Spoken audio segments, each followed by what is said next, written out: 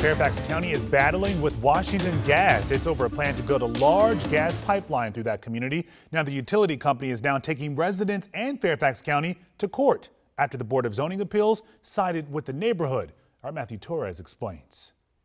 This is one of the streets in the Pimmit Hills neighborhood where a 24-inch pipeline would be installed. It's the latest phase in Washington Gas's project to improve infrastructure around the Tysons area. But neighbors say it doesn't belong here. 24 inches wide, this wide, right in the middle of our streets, mere feet from our front doors. It's been a fight for years, but tonight residents of Pimmit Hills are getting ready for a legal battle against Washington Gas over a pipeline project they consider more as a heavy utility facility, which requires more regulations. They say safety is a big concern. Since it's not going into our homes because it is so high pressure, there should be additional kind of safety precautions in place. Washington Gas filed a lawsuit against the county and these residents who appealed the project. Last year, the Board of Zoning Appeals ruled the company cannot replace the current lines without additional reviews. But the gas company wants the judge to side with a zoning administrator who says their plan to install through the community is more of a light utility facility, exempting it from a zoning ordinance and a special exception approval being in the Virginia Department of Transportation's public right-of-way. The lawsuit argues the county had no authority to reverse a part of that. We said this is not an ordinary pipeline.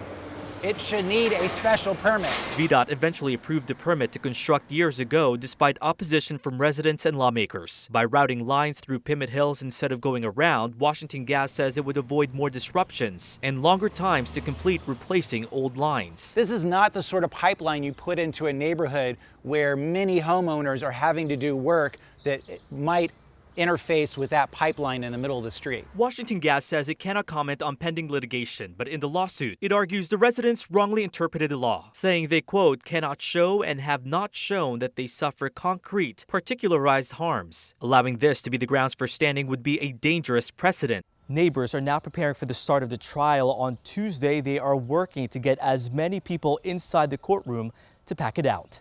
I'm Matthew Torres, WUSA 9.